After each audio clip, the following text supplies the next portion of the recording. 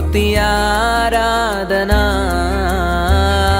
ఆరాధనా స్తుతి ఆరాధనా ఆరాధనా స్తుతి ఆరాధనా.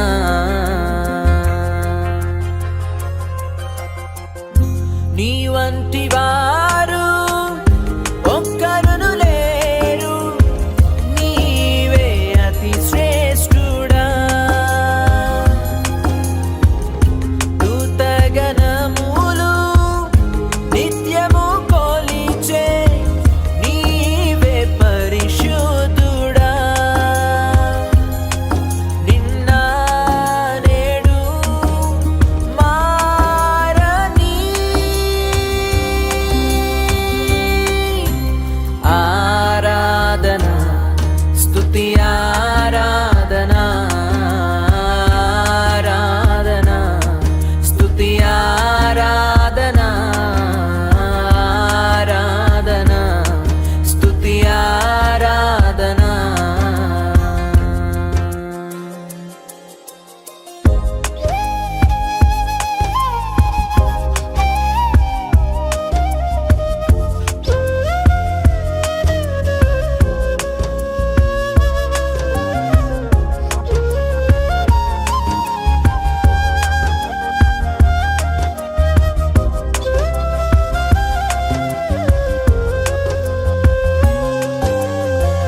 అబ్రహాము ఇస్సాకును బలి ఇచ్చిన ఆరాధన, రాళ్లతో చంపబడిన స్టెఫను వలె ఆరాధన.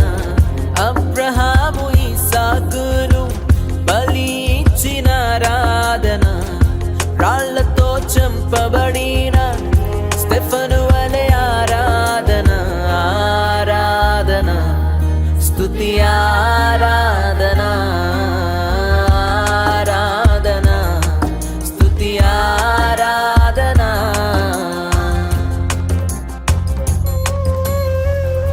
పదివేలలోన అతి సుందరుడా నీకే ఆరాధనా. ఇహపరములోన ఆకాంక్షణీయుడా నీకు సాటెవ్వరు. నిన్న నేడు మారని ఆరాధనా స్తుతి ఆరాధనా ఆరాధనా స్తుతి ఆరాధనా ఆరాధనా స్తుతి ఆరాధనా.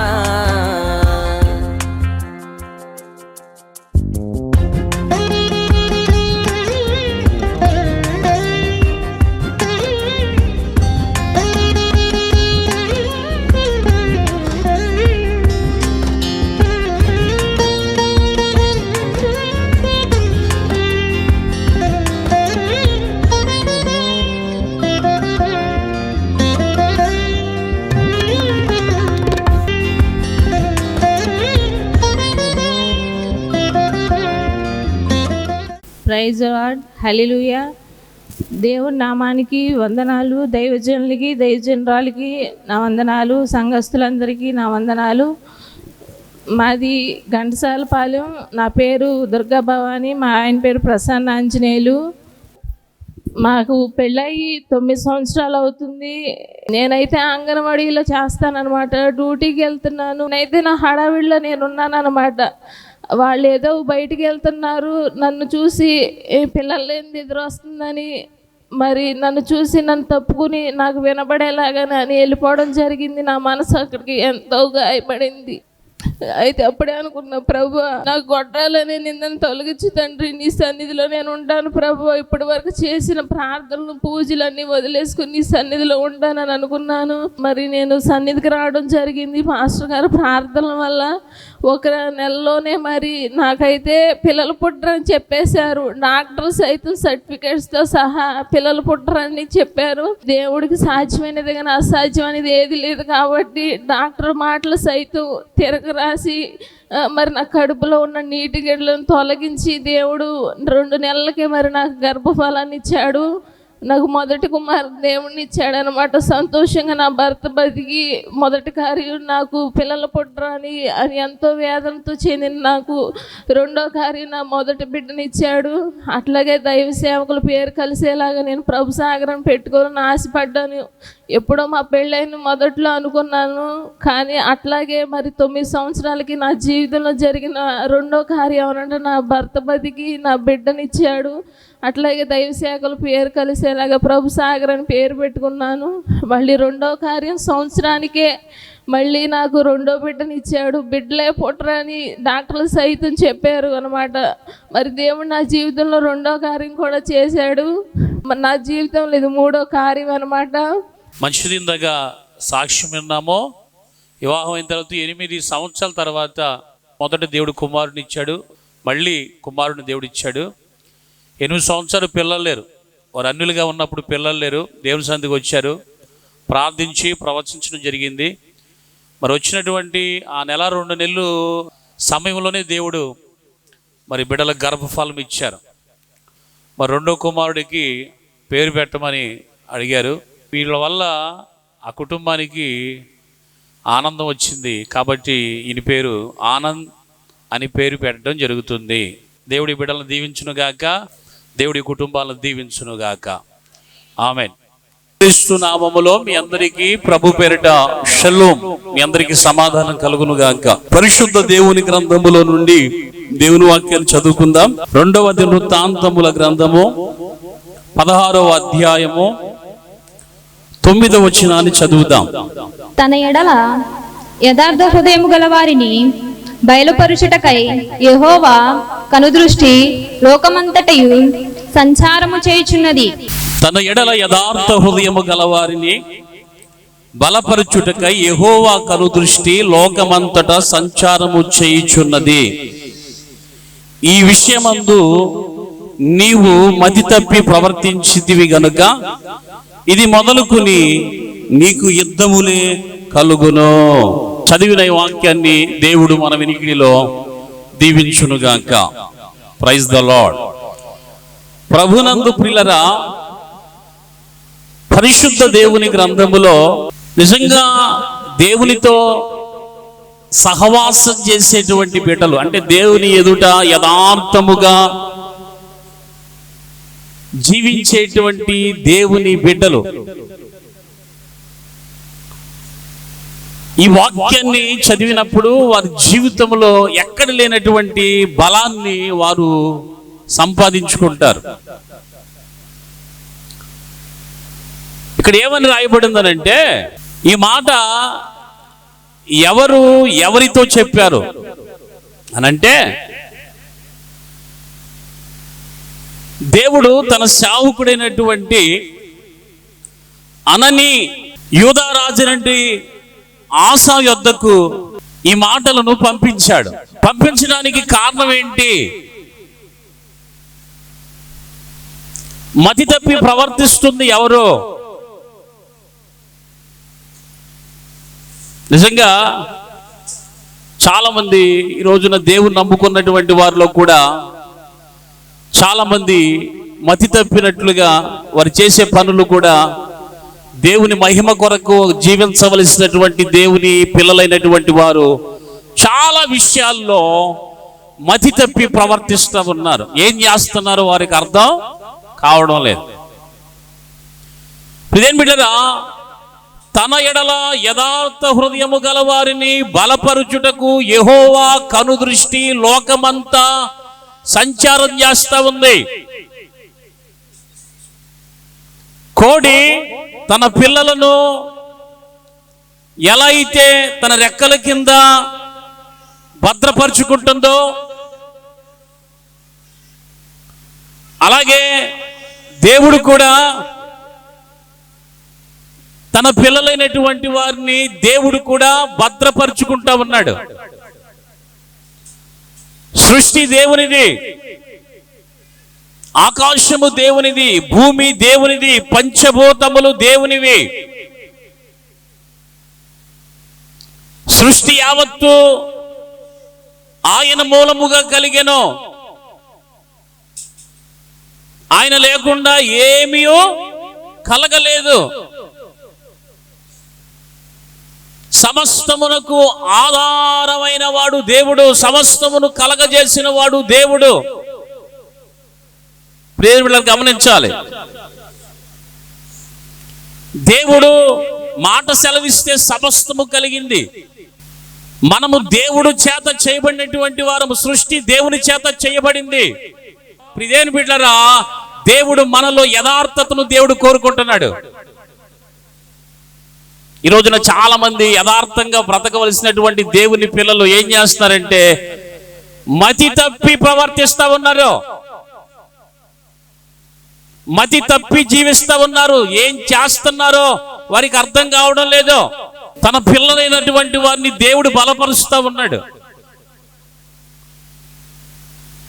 కృంగదీసేవాడు అపవాది, బలపరిచేవాడు దేవుడు. మన దేవుడు మనల్ని బలపరచడానికి, ఆయన మనల్ని దీవించడానికి, ఆయన ఈ భూమి మీద మనల్ని హెచ్చించడానికి దేవుడు కోరుకుంటున్నాడు. ఈ రోజున రాజు అయినటువంటి ఆసవలే మనం ఏం చేస్తున్నామంటే మతి తప్పి ప్రవర్తిస్తూ ఉన్నాం. బైబిల్ గ్రంథంలో ఏమని రాయబడి ఉందనంటే, ఆస తన తండ్రి రాజుగా ఉన్నాడు, ఆయన పేరు అబియా. ఆయన చనిపోయిన తర్వాత తన తండ్రి స్థానంలోనికి ఆస రాజుగా వచ్చాడు. ఆస రాజుగా వచ్చిన తర్వాత ఆస చేసిన పని గురించి బైబిల్ గ్రంథం ఏం చెప్పిందనంటే, ఇదే 14వ అధ్యాయం 2వ వచనంలో, ఆస తన దేవుడైన యెహోవా దృష్టికి అనుకూలముగాను యథార్థముగా నడిచిన వాడై అన్య దేవతల బలిపీఠములను పడగొట్టి ఉన్నత స్థలములను పాడు చేసి ప్రతిమలను పగలగొట్టి దేవతా స్తంభములను కొట్టివేయించి వారి పితరులైన దేవుడైన యెహోవాను ఆశ్రయించుటకును ధర్మశాస్త్రమును బట్టి విధిని బట్టి క్రియలను బట్టి జరిగించుటకును యూదా వారికి ఆజ్ఞాపించి స్తుతి కలుగునుగాక. చూడండి, ఆస దేవుణ్ణి ఎంతగా గణపరిచాడంటే, ఆస రాజు అయినటువంటి ఆ దినముల్లో ఆస దేవుని దృష్టికి అనుకూలముగా యథార్థముగా నడుచుకోవడం మొదలు పెట్టాడట. అతడు దేవునికి అనుకూలంగా యథార్థముగా ఎప్పుడైతే నడుచుకోవడం మొదలు పెట్టాడో అప్పుడు 10 సంవత్సరాల కాలం ఆ దేశం మీదకి నెమ్మది వచ్చిందంట. స్తుతి కలుగునుగాక. ఏమొచ్చిందండి? నెమ్మది వచ్చింది. ఈరోజు నెమ్మది లేకుండా నిత్యం కన్నీటితో, నిత్యం వేదనతో, నిత్యం బాధలతో నలిగిపోతున్నటువంటి నీ జీవితాన్ని సరిచేయడానికి, నిన్ను బలపరచడానికి నీ దేవుడు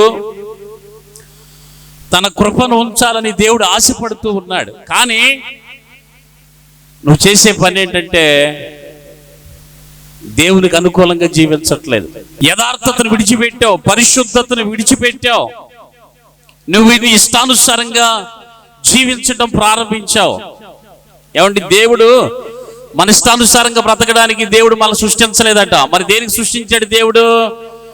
దేవుని చిత్తానుసారంగా జీవించడానికి దేవుడు మనల్ని సృష్టించాడు. చూడండి, ఆశా జీవితంలో మొదట్లో నెమ్మది ఉంది, కానీ తర్వాత దినాల్లో ఆశా జీవితంలో ఆశ దేవుని కృపను కోల్పోయాడు. కారణం ఏంటి అనంటే, ఆశ మొదట తనకున్న మంచి లక్షణం ఏంటంటే, తన జీవితంలో ఎటువంటి కష్టం వచ్చినా, ఎటువంటి శ్రమ వచ్చినా, ఎటువంటి సమస్య వచ్చినా కూడా ఆయన ఎవరికి చెప్పుకునేవాడంటే సృష్టికర్త అయినటువంటి దేవునికి చెప్పుకునేవాడు. స్తోత్రం చెప్పండి గట్టిగా, హల్లెలూయా. ఎవరు చెప్పినట్టు చెప్పండి, ఏమండి? మనుషులు చెప్పుకుంటే మన కష్టాలు తీరవు, చెట్టులకు చెప్పుకుంటే మన కష్టాలు తీరవు, రాయులకి రెప్పలకి చెప్పుకుంటే మన కష్టాలు తీరవు. ఎవరికి చెప్పుకోవాలి? మనం సృష్టించిన సృష్టికర్త అయినటువంటి దేవునికి మనం చెప్పుకోవాలి. ఆశ దేవునితో ఉన్నంత కాలము, దేవునికి అనుకూలంగా జీవించిన కాలము, ఆశ యథార్థంగా జీవించిన కాలం అంతా కూడా దేవుడు ఆశ జీవితంలో అద్భుతాలు చేశాడు. స్తోత్రం కలుగును గాక. ఎలాంటి అద్భుతాలు చేశాడంటే, బైబిల్ గ్రంథంలో మనం కిందకి అంటే 7వ వచనంలోకి వచ్చేసరికి ఒక చక్కని మాట ఇలాగా ప్రకటన చేస్తున్నాడు తన ప్రజలైనటువంటి యూదా వారికి. అతడు యూదా వారికి ఇలాగూ ప్రకటన చేశాను, మన దేవుడని యెహోవాను మనం ఆశ్రయించితిమి, ఆశ్రయించినందున ఆయన మన చుట్టూ నెమ్మది కలగజేశాను. స్తోత్రం చెప్పండి. ఏం కలగజేశాడు చెప్పండి దేవుడు? ఆశ తన ప్రజలైనటువంటి యూదా వారితో చెప్తున్నాడు, మన దేవుడైన యెహోవాను మనము ఆశ్రయించితిమి, ఆశ్రయించినందున ఆయన మన చుట్టూ నెమ్మది కలగజేశాను. చెప్పండి, ఏం కలగజేశాడు చెప్పండి? Praise the Lord. మన దేవుని ఆశ్రయిస్తే దేవుడు మనకేం కలగజేస్తాడు తల్లి? ఇలా నెమ్మది ఎన్నిసార్లు మీరు పొందుకున్నారు? దేవుని ఆశ్రయిస్తే దేవుడు మనకేమిస్తాడు? నెమ్మది. ఈరోజు నెమ్మది లేక చాలా మంది జీవితంలో వ్యాధులతో నింపబడ్డారు కదా, చాలా మంది నిద్ర పట్టని రాత్రులు గడుపుతున్నారు కదా. నెమ్మది లేక ఈ హృదయంలో భారం ఎవరితో చెప్పుకోవాలి అర్థం కాక చాలా మంది సతమతం అయిపోతున్నారు కదా. ఒంటరిగా ఎంతమంది చుట్టూ ఉన్నా, నానుకున్న వాళ్ళు ఎంతమంది మన చుట్టూ ఉన్నా, మన హృదయంలో ఎవరు, మన జీవితంలో ఎవరు లేరు అన్నట్లుగా, నేను ఒంటరిని అన్నట్లుగా నీకు అనిపిస్తుంది కదా. నీ జీవితంలో నెమ్మది లేకపోతే నీ మనసులో పుట్టే ఆలోచనలు ఏంటంటే, నీ చుట్టూ నానుకున్న వాళ్ళు 100 మంది ఉన్నా సరే నాకు ఎవరు లేరు అన్నట్టుగా ఉంటది. ఇదే నెమ్మది లేని జీవితం. నీ చుట్టూ ఎంతమంది ఉన్నా, నీకు ఎంత ధనం ఉన్నా, ఎంతమంది నీతో ఉన్నా, నీ జీవితంలో ఈ నెమ్మది అనేది మనస్సుకు శాంతి లేకుండా, సమాధానం లేకుండా చేస్తుంది. ఇలాంటి పరిస్థితులు ఉన్న వాళ్ళు ఎంతమంది ఉన్నారు ఇక్కడ? చెప్పుకోవడానికి సిగ్గు, మన బాధలు ఇతరులకు చెప్పుకోవడానికి సిగ్గు. మన బాధలు ఏదైనా తీరుతారని చెప్పేసి అక్కడికి వెళ్ళి ఒక నలుగురితో మన బాధను పంచుకుందాం అనుకుంటే వాళ్ళు తీర్చరు, కానీ ఇంకా ఆ బాధను వాళ్ళు ఏం చేస్తారంటే మన జీవితాలు ఇంకెక్కువగా చేస్తారు. నువ్వు ఎవరిని ఆశ్రయించావో నాకు తెలియదు, కానీ నువ్వు ఎవరిని ఆశ్రయిస్తున్నావో నాకు తెలియదు, కానీ ఇదేం పెట్టలేరా, నువ్వు కానీ లోక రక్షకుడు సృష్టికర్త అయిన దేవుణ్ణి నువ్వు ఆశ్రయించగలిగితే నీ హృదయంలో ఉన్న వ్యాధనైనా, నీ దేహాన్ని పట్టి పీడిస్తున్న వ్యాధి అయినా, నిన్ను ఇబ్బందులు పాలు చేస్తున్నటువంటి చీకటి శక్తులైనా, నీకు నిద్ర పట్టిన పరిస్థితులు తీసుకొస్తున్నటువంటి అది ఏదైనప్పటికీ కూడా నా దేవుడు నెమ్మదితో నింపుతాడు. స్తోత్రం కలుగును గాక. హల్లెలూయా. దేవుని పిల్లలు దేవుణ్ణి ఆశ్రయించాలి. చెప్పండి, దేవుని పిల్లలు ఎవరిని ఆశ్రయించాలి? దేవుణ్ణి ఆశ్రయించాలి. దేవుని పిల్లలు దేవుణ్ణి ఆశ్రయించాలి. ఆశ దేవుణ్ణి ఆశ్రయించిన కాలమంతా ఏం పొందుకున్నారు? నెమ్మది పొందుకున్నారు. స్తోత్రం కలుగును గాక. అమ్మా, నువ్వు దేన్ని ఆశ్రయించావో నాకు తెలియదు. ఎక్కడో దొరుకుతుంది అనుకుంటున్నారు కొంతమంది. నెమ్మది ఎక్కడో దొరుకుతుందని చెప్పేసి కొంతమంది సంపాదించిన సంపాదన అంతా హెచ్చించి తీసుకెళ్ళి బారుల్లో పోసేస్తున్నారు. ఎక్కడో నెమ్మది దొరుకుతుంది అనుకుని ప్రియరా, వెళ్ళగూడని స్థలములకు వెళ్ళి ఆ స్థలములో వారికి ఉన్నదంతా హెచ్చిచ్చేస్తున్నారు. కానీ ఎక్కడ నెమ్మది దొరకట్లేదు. నెమ్మది ఎక్కడ దొరుకుతుంది? దేవుని దగ్గర మాత్రమే దొరుకుతుంది. స్తుతి కలుగును గాక. ఆసాకి ఎక్కడ దొరికింది నెమ్మది? బైబిల్ గ్రంథంలో 1 పేతురు 5:6 దేవుడు తగిన సమయమందు మిమ్మును హెచ్చించునట్లు ఆయన బలిష్టమైన చేతి క్రింద దీన మనస్సులై ఉండుడి. అర్థమైందా?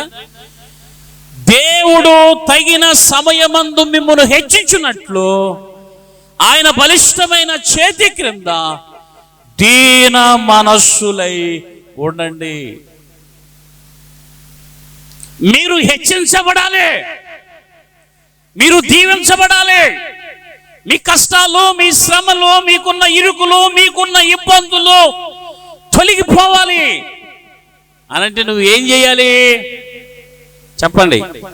దేవుని బలిష్టమైన ఆయన చేతి క్రిందకి. అర్థమైందా? ఆయన చేతి క్రింద ఎలా ఉండాలంట మనము? దీన మనస్సులై. అంటే అర్థం ఏంటి? ఒదిగి ఉండాల. స్తోత్రం చెప్పండి. ప్రభువా నీవే మాకు దిక్కు, ప్రభువా నీవే మాకు దిక్కు. ఈ మాట ఎవరన్నా తెలుసా? ఈ మాట ఎవరన్నా తెలుసా పిల్లరా? ఈ ఆశ ఎవరంట? ఈ ఆశ రాజు అంటున్నాడు. ఒక రోజున ఆశకు ఒక సమస్య ఎదురయ్యింది. అదేంటనంటే, ప్రియని బిడ్డరా, కుష్యుడైనటువంటి జరాహు వారి మీదకు దండెత్తి 1000 సైన్యమును తీసుకుని బయలుదేరి ఆశా మీదకి యుద్ధానికి బయలుదేరాడు. ఎంతమంది తీసుకున్నాడు చెప్పండి? 1000 మందిని. అంటే మించుమించు 10 లక్షల మందిని తీసుకుని ఆశా మీదకి బయలుదేరాడు. ఎవరు? ఆయన పేరేంటి? జరాహు అనేటువంటి రాజు. ఇప్పుడు ఆశా సైన్యం కూడా ఉంది. ఆశాకు సైన్యం ఎంతమంది అంటే ఒక 5,80,000 మంది ఆశాకు సైన్యం ఉన్నారు. 5,80,000 ఎక్కడ? 10 లక్షల మంది ఎక్కడ చెప్పండి? 5,80,000 మంది మీదకి 10 లక్షల మంది యుద్ధానికి బయలుదేరి ఒక ప్రాంతానికి వచ్చి ఆ ప్రాంతంలో అలా నిలబడి ఉన్నారు. ఎందుకని? అటాక్ చేయడానికి. ఈ విషయం ఎవరికి తెలిసిందంటే ఆశాకు తెలిసింది. ఎవరికి తెలిసింది చెప్పండి? ఆశాకి తెలిసింది. ఫలానా జరాహు అనేటువంటి వ్యక్తి తన సైన్యాన్ని తీసుకుని మీ మీదకి యుద్ధానికి బయలుదేరాడు. అతడు వచ్చి ఏం చేస్తాడంటే, అతడు ఒక చోట నిలిచి ఉన్నాడు. చూడండి ఒకసారి, బైబిల్ తీయండి ఒకసారి. 14వ అధ్యాయము 10వ వచనం. ఆశ అతనికి ఎదుర్కొనబోయెను. వారు మారేషనొద్ద జపాత అను పల్లపు స్థలమందు పంతులు తీర్చి యుద్ధము కలుపగా ఆశ తన దేవుడైన యెహోవాకు మొరపెట్టి, యెహోవా ఇలా ప్రార్థన చేస్తున్నాడు. ఏమని చేస్తాను చెప్పండి? యెహోవా, ఈ విస్తారమైన సైన్యము చేతిలో ఓడిపోకుండా బలము లేని వారికి సహాయము చేయుటకు నీకన్నా ఎవరు లేరు. మా దేవా యెహోవా, మాకు సహాయము చెయ్యము, నిన్నే నమ్ముకుని ఉన్నాము. ఏమంటున్నాడు? ఇప్పుడు వాళ్ళు వచ్చి కూర్చున్నారు యుద్ధానికి. ఆశాకి ఒక పక్కన భయం, ఒక పక్కన ఆందోళన, ప్రైజ్ ద లార్డ్. మరో పక్కన ధైర్యం, ఒక పక్కన అండ, ఒక పక్కన కొండ, ఒక పక్కన కోట. ఎవరో? దేవుడు. దేవుడు నాకు వందనాలు, అయ్యగారికి అమ్మగారికి వందనాలు. కూడొసిన సంఘం అందరికీ నా వందనాలు. మాది బంటిమిల్లి. నా పేరు అంజమ్మ, మా ఆయన పేరు గోవర్ధన. మేము అక్కడి నుంచి వచ్చి నిమ్మకూరులో ఉంటున్నాము. నిమ్మకూరులో ఉన్నప్పుడు మా పరిస్థితి ఏమీ బాగోలేదు. రోడ్డు పక్క అమ్మటి చిన్న పాక వేసుకొని ఉంటున్నాం. ఉన్నప్పుడు నాకు దెయ్యం పట్టింది. దెయ్యం పట్టిందంటే మా అమ్మాయిని ప్రసవం అవతలకి నుంచే ఉంది. 3 సంవత్సరాలు అప్పటికి దెయ్యం దెయ్యము పట్టినప్పుడు నాకు నిప్పుల్లో పడతాం కానీ, కాలువ అంటే కాళ్ళలో కానీ, నువ్వు అంటే నూతిలో కానీ అట్లా పడతాం జరిగేది. అలాంటప్పుడు మా మావయ్య వాళ్ళు పూజలు కదా, ఎన్నిసార్లకో తీసుకెళ్ళారు, ఎన్ని చేశారు, చాలా చేశారు. అయినా కానీ నాకు ఉపశాంతం లేదు, ఫలితం లేదు. అట్లా దాని గురించి కానీ, ఇంట్లో సమస్యల గురించి కానీ మేము బయటకు వచ్చాము. బయటకు వచ్చి చిన్న పాక వేసుకొని రోడ్డు పక్కమ్మటి ఉండేవాళ్ళం. పొలం పనులకి అట్లా వెళ్ళేవాళ్ళము. మా ఆయన బాగా తాగేవాడు. ఇంట్లో సమస్య అంటే పట్టించుకునేవాడు కాదు. అలాంటప్పుడు మేము దైవజన్ని ప్రార్థనకు వచ్చినాడు. అక్కడ ఇటుక పట్టెల కాడికి ప్రార్థనకు వచ్చినప్పుడు దైవజనుడు మాకు పరిచయం అయ్యాడు. పరిచయం అయినప్పుడు ఇట్లా జరుగుతుంది అన్నయ్య అని చెప్పి మేము అన్నప్పుడు ఏం కాదురా ప్రార్థన చేద్దామని చెప్పి ఆ రోజు ప్రార్థన చేశారు. అక్కడ ఉన్న వాళ్ళందరికీ ప్రార్థన చేసి వెళ్ళిన 2 రోజులకి నాకు మళ్ళీ అట్లాగే వచ్చేసి పొయ్యి కాడ కూర్చొని వంట చేసుకునేదాన్ని. వెళ్ళిపోయి హైవే రోడ్డు అవతల కాలువ ఉంటుంది, ఆ కాలువలో పడిపోయా. అయితే నన్ను అందరూ మా ఆయన కొడితే వెళ్ళి పడిపోయాను అనుకున్నారు. కానీ నాకైతే పడిపోయింది కూడా తెలియదు. తీసుకొచ్చినాక మా ఆయన భయంతో ప్రార్థన చేయించుకుందామని పాస్టర్ గారికి ఫోన్ చేస్తే పాస్టర్ గారు వచ్చారు. వచ్చి ఆ పాస్టర్ గారు ప్రార్థన చేసేదాకా కూడా నాకు తెలియదు. అసలు నేను మామూలుగా కూర్చొని ఉన్నానంట. మరి పాస్టర్ గారు వచ్చి ప్రార్థన చేసినాక నేను పడిపోయి చాలాసేపటికి లేచినాక అందరూ నవ్వుతున్నాను నా వెంక చూసి, ఎందుకు ఇలా పడిపోయింది, ఇలా వెళ్ళి నూతిలో కాళ్ళ పడిపోయిందని. పాస్టర్ గారు ఇంకేం కాదురా నీకు, ఇక మళ్ళీ నీ దర్దాపులకు కూడా రాదని ప్రార్థన చేశాడు. ప్రార్థన చేసినాక 2010 సంవత్సరం మాకు పాస్టర్ గారు పరిచయం అయింది. ఈ రోజు వరకు కూడా నాకు అలాంటి దురాత్మ కానీ, నాకు బలహీన కానీ లేదు.